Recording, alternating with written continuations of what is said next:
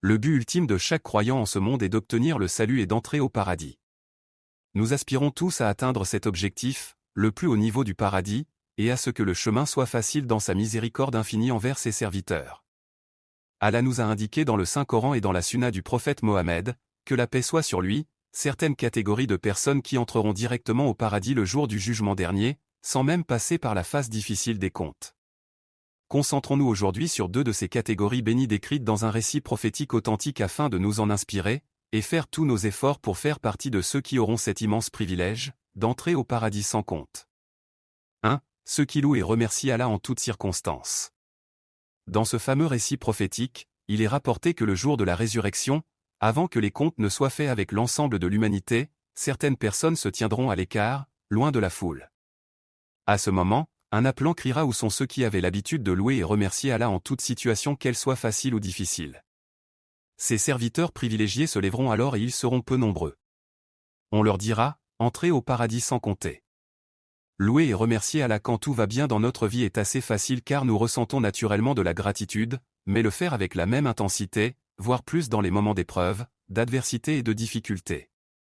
Cela requiert un degré de foi très élevé, une compréhension profonde que tout provient d'Allah, qu'il est celui qui donne. Et qui reprend et que nous devons nous en remettre pleinement à sa sagesse. Cette attitude permanente de louange et de gratitude démontre que l'on adore Allah au plus haut niveau, quelles que soient les circonstances.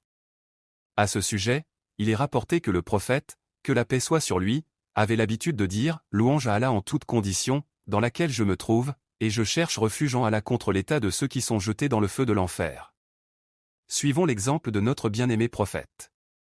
Quelles que soient les épreuves qui nous frappent, quels que soient les malheurs et les pertes que nous subissons, efforçons-nous de dire de tout notre cœur Alhamdoulilah. De remercier Allah pour ce décret divin, car il est le sage, le savant. Et pour faciliter cette attitude de gratitude permanente, regardons autour de nous ceux qui sont dans une situation pire que la nôtre. Voyons les malades, les pauvres, les opprimés, les victimes de catastrophes et réalisons la multitude de bienfaits dont Allah nous a comblés. Cette prise de conscience nous aidera à remercier Allah en toutes choses, car nous mesurons la gravité relative de nos propres épreuves. 2. Ceux qui prient et invoquent Allah la nuit. Le jour de la résurrection, une voix criera. Où sont ceux qui abandonnèrent le confort de leur lit la nuit pour prier et invoquer Allah et l'implorer dans l'obscurité alors que les gens dormaient? Ces serviteurs dévoués se lèveront alors, et ils seront aussi peu nombreux. On leur dira, entrez au paradis avant que nous commencions les comptes. Frères et sœurs, sacrifie une partie de ton sommeil, de sa tranquillité et de ton confort pour adorer Allah. Tel un amoureux éperdu, démontre le plus haut degré d'amour pour le Créateur des cieux et de la terre. Le seul fait de se forcer à se lever la nuit pour prier quelques unités de prière, invoquer Allah et verser des larmes dans l'obscurité en est un signe indéniable. Efforçons-nous d'imiter, ne serait-ce qu'un peu ces pieux serviteurs. Essayons de prier, ne serait-ce qu'une fois par semaine, la nuit, même si cela nous demande un effort. La douceur de la proximité avec Allah viendra petit à petit dans notre cœur. Puis, si Allah le veut, cet acte d'adoration nocturne deviendra une habitude régulière, un besoin spirituel, la nourriture de notre âme.